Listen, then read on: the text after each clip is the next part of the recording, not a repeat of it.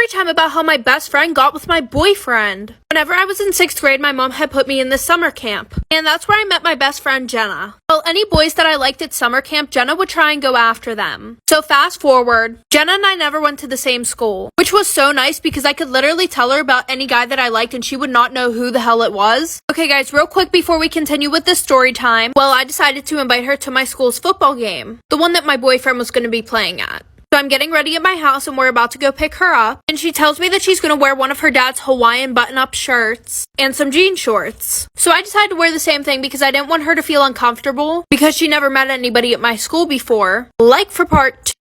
Story time about how my best friend got with my boyfriend part 2. Real quick, sorry this part is really late. TikTok would not let me post this video at all. So I pick her up and she's wearing a completely different outfit than what she told me she was wearing. And the whole time we were at the game, she was bothering me about who my boyfriend was. And because I knew she was a hoe, I definitely did not tell her who it was. Well, the one week I couldn't make it to one of my boyfriend's football games. And Jenna just decided to show up to my school's football games even though she didn't even fucking go there. Well, the one night she met my boyfriend.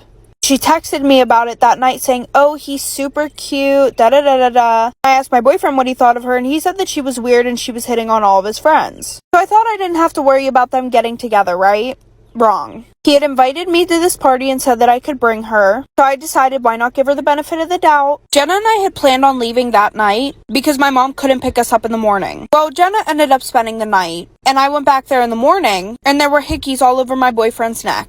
Story time about how my neighbor killed my dog. So a little background information. When I was about 3 years old, my parents got me a German Shepherd. And my neighbors who lived next to us absolutely loved our dog. And so did their kids. Like their dad literally put a doggy door in the fence, so that way our dog could go back and forth from our house to his house. Well, when I was about 8 years old, my neighbors decided to sell their house. So he told us that he had to take out the doggy door because the people that were buying his house hated animals. Well, the people who had just bought his house, they ended up moving in before he could take out the doggy door. So our new neighbors asked us if we could put like a piece of plywood in front of the door so that way our dog couldn't get through. And they said that they would do the same to their side of the fence. So my dad said, yeah, he put a piece of plywood in front of there. Well, my dog, Gabe, the one night that my brother let him out, he ended up getting the plywood off of the doggy door. Well, my brother literally had to crawl through the doggy door to get the dog before one of them saw him in the yard. Like for part 2 about how my neighbors killed my dog. So like I said, my brother let the dog out and my dog got the piece of plywood off of the door. And my brother had to crawl through the doggy door to get my dog out of our neighbor's yard so that way our neighbors wouldn't wake up and know that he got through. But whenever my brother went to go get Gabe,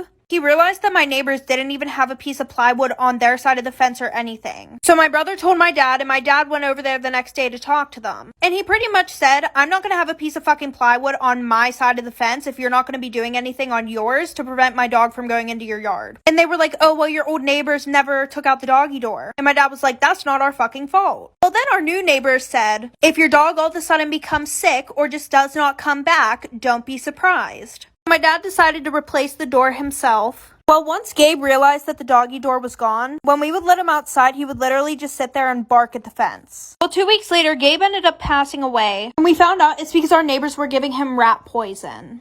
Story time about how I crashed my dad's really expensive car. So a little background information. My mom had just got remarried to my stepdad 3 years ago, and he was this rich asshole who owned a bunch of food trucks and thought he was the shit. Well, at the time, I also had a boyfriend. And we had only been dating for like a month and a half. But my boyfriend would always beg me to let him drive my stepdad's car. And I always said no because that was like his child. Like he had children. He could care less about them. His car was more important. Anyway, so the one weekend my parents are out of town and one of my friends was throwing a graduation party. So that whole day my boyfriend was trying to talk me into taking the car. And I already knew where my stepdad hid the keys. So I just decided I wouldn't drink that night and I would just take the car. He kept asking me if he could drive, but clearly I said no, because this kid literally told me that he crashed the first 2 cars that he had. So we get to the party, we're having a good time, and one of my friends tells me that everybody's taking pictures with my car outside. Like for part 2.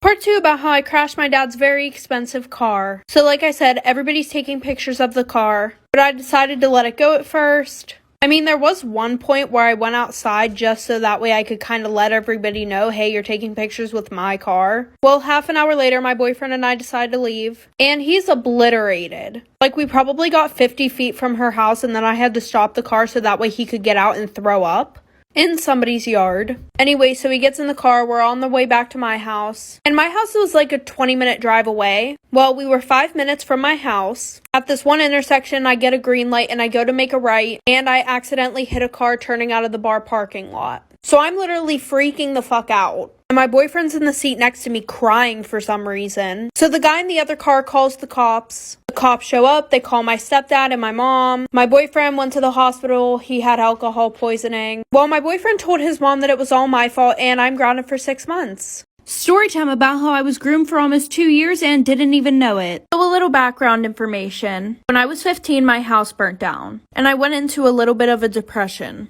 So after losing everything, my 6 siblings and I had to move into a 3-bedroom place with my grandparents. And a month or so later, I was looking for friends. Someone to talk to or pretty much anything that would just make me feel better. Well, this guy messaged me, and he said, "You're pretty as shit." And I'm 15, so a bitch was excited. Well, 2 weeks later, I asked my mom if I could go over my friend Samantha's. And of course she said yes, because I had stayed with Samantha a lot during this time. Also because there was barely room for any of us in this 3-bedroom house. So a little background information on my parents. My mom had been a police officer for 12 years. Sadly, she had to retire because of a neck surgery. My ex-stepdad was and still is a police officer today. Anyway, so my mom asked for pictures whenever I went over Samantha's to make sure I was really there. Like for part 2. Storytime about how I was groomed for almost 2 years and didn't even know. So like I said, my mom used to ask for pictures to make sure that I was really at Samantha's house. Well, Samantha lived about 10 minutes away from the guy that I was talking to. Every time that I went to her house, I would leave at about 8 p.m. and go over to his house. And he was 26 years old. And obviously I knew my parents would freak the fuck out if they found out. And we had planned to keep this a secret until I turned 18. So that way my parents couldn't tell me that I wasn't allowed to be with him. To flash forward to about 3 days before I turned 18, my mom comes into my work. She walks up to me, shows me a picture of him, and says, "Who the hell is this?" So of course I say I have no idea who the hell she's talking about. She said okay and then left.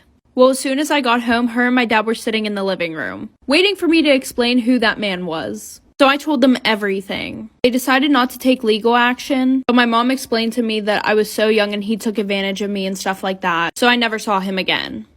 I found out how my parents met and I need help. I'm back home for the week due to national holiday and I was going through some old photo albums. I found a picture of my mom aged around 8 to 10 and some dude who looked just like my dad. I took the picture to her and she confessed everything. It turns out the guy in the photo is my dad's older brother who was friends with my grandparents. My parents have known each other since my mom was 6 and my dad was 18. The story that they tell everyone is that they met when my mom was 18 and my dad was 29 at a party hosted by a mutual acquaintance. They started dating a few months later, got married when my mom was 25 and had me a few years after that. The truth is that they actually started dating when my mom turned 15 and because of this, her parents kicked her out of the house and cut contact with her. That means that my dad was 27 years old when he started dating her. We're in a Western country in Europe and we're all white. Growing up, my parents seemed to have a very healthy relationship, both had careers and my mom isn't financially dependent on him. I'm not close to my uncle or my paternal grandparents, but I'm considering giving them a call. I am so disgusted with everyone involved, but especially my dad. How can I look at him in the eye again knowing he probably grew my mom at a very young age? How do you even find someone you knew as a child attractive?